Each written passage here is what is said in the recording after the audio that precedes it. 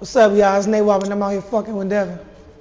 Wanna be gangster, press on his ass to show me a wing. I be leaning on niggas, I don't know where they play. The back small Cali and shipping next day. Run up a bag and get out the way. She keep me in her minutes, don't know what to say. We got DMV artist NayWop here today. Thank you for joining me, NayWop. No problem, man. What's up with y'all, man? And where you from? From Lynchmont, man. Southeast DC, you know. Southeast DC? Yeah. And where are we at right now? Right now, we're around Woodland, better known as Lynchmont, or the lane, you know where we be at. You did a little video about the area, right? Yeah. Yeah. So I want you to tell me a little bit about where you grew up at, where you're from. Man, where I grew up, man, I feel like it was rough, but it was like love. So when you from here, you understand that more. You feel what I'm saying? Like, when I think of Woodland, I think of home. Like instantly when I think of Lynchmont, like that's just home, regardless of the ups and downs or anything. So yeah, that's pretty much what I was explaining in the other video. Like, home don't change when you really from it. You know, people come around try to integrate in, and this shit don't work like that. So a lot of people don't have the same perspective as me, but. Do you think the place gets a worse rep than the people? Like the people who really live around here? No, not really. I don't really think so. You don't think so? So, like, what does it mean to be from, like, the city? Like what does that mean to you? I feel like being from the city is a blessing. There's not too many people from the city. There's a lot of people trying to be from the city or want to be a part of the city. So when I hear people bashing the city or anything or saying any sideways shit about the city, I just be like, man, like you only can do it because you don't really know it. So yeah, that's my stomping ground. So yeah. I want to touch into like a little bit of your music. I think you kind of just started doing all this, right? Yeah. So like, how much songs and videos have you released? I only released, believe it or not, I only released two songs.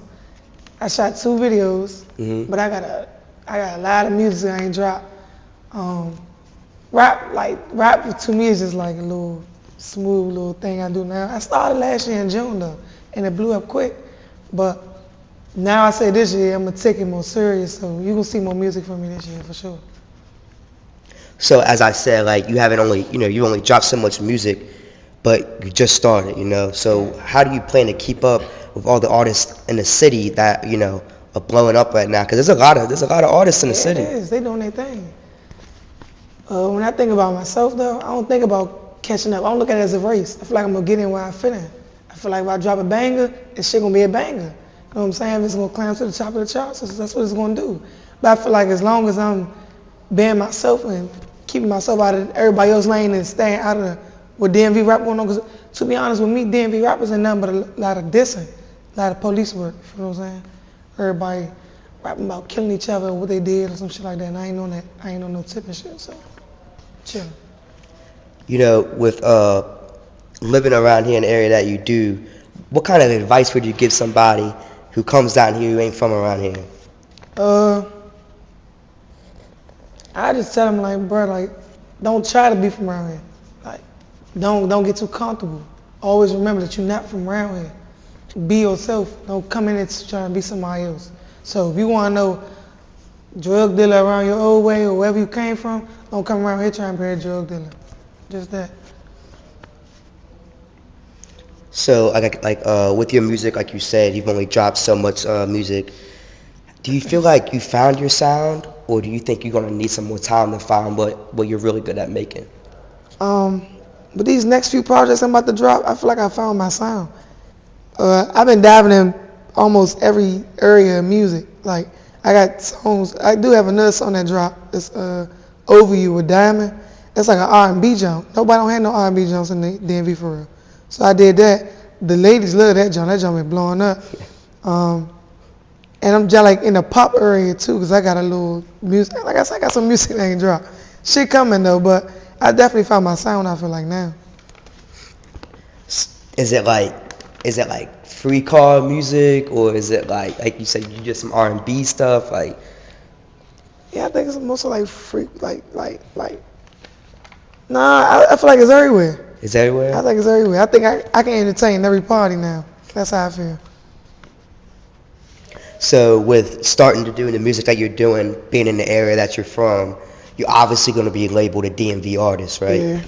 So what's one thing that you feel like you would like to change about the current DMV scene? Like I said in the beginning, I think I want to change, like, stop thinking everybody hating on each other.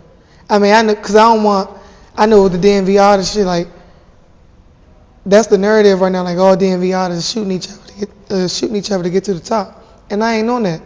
Like, I ain't trying to step on nobody's toes to get to where I need to be, because I know I'm going to get there regardless. Like, before this shit I had, and it's like, you know what I'm saying, clout flame and all that, so I don't really need rap to do that. I was actually going to bring that up because, like you said, you just started making music, but you already kind of have a following, you know? Like, you already got people who are fucking with what you're doing and you just started. So where did, like that kind of come from? That shit came from when I was, like 12 years old type shit. I was on some comedian shit, like being funny and shit, just being authentic. And then the shit, it was just climbing, like endlessly, like. Shit went all the way up to like, mind you, I ain't started rapping until I had like 15,000 on the gram, but previously I already had about 14 something K, so that shit came from me just cracking jokes and shit. Like, you probably seen the video of me like on New Year's, I cussed the police out on some dummy shit, but yeah, that shit went crazy too. You've mentioned a few times that like you're not really worried about anybody else. You're worried about NayWop and NayWop only. Yeah. But like, what's one thing that you feel like you stick out more from other artists in the DMV?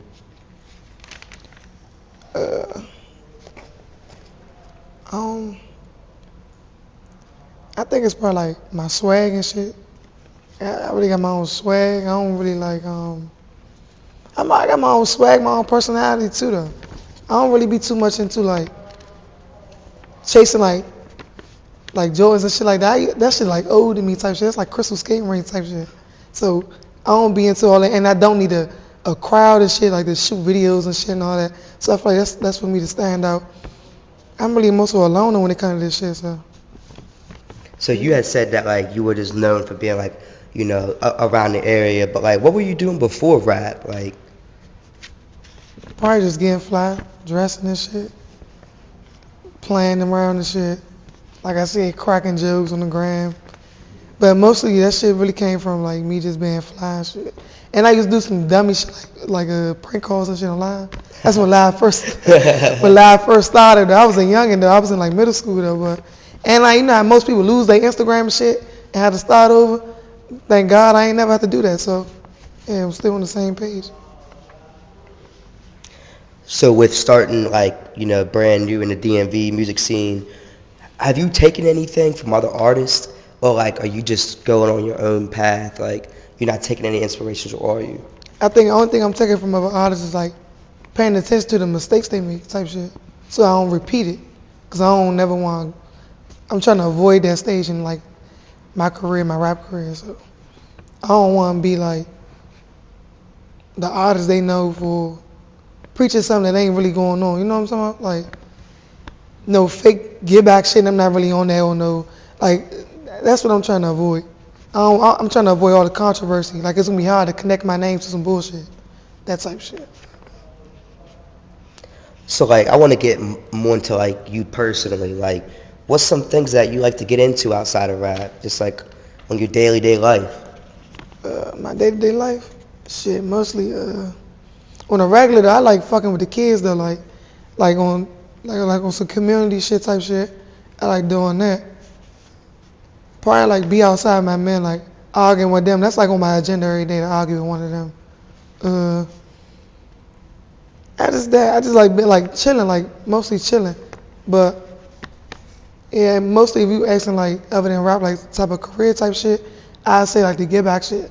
I feel like I want the kids to be bigger than anything that come out of the community type shit.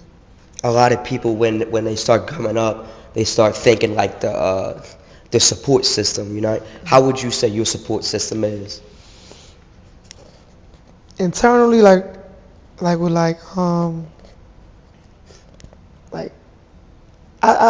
could say that I get endless love like outside, like it's gonna be endless love regardless outside, but I feel like internally when it comes to this shit, just be like you only could push yourself almost. You can't really expect nobody believe in this shit until you make that shit come true. Like that's Until you believe it. Yeah, you know what I'm saying. So like, you know what I'm saying, you get them something to believe in, and I don't really be looking for no support like internally because I just feel like that shit gonna come with it.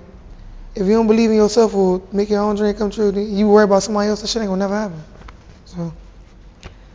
Your most recent video, it got some love, you know. Were you expecting that kind of love from one of your first videos? Nah, honestly, no. From my first video to my second video, you could tell it was a big change, because I thought about it on a more professional level with it, from camera. Yeah, that joint's at what, like 11K right now, right? Yeah, so yeah, something like that. I ain't never really like, I ain't expect that, because this is only my second video. So I be trying to like use those videos and shit to like evaluate what I need to do better.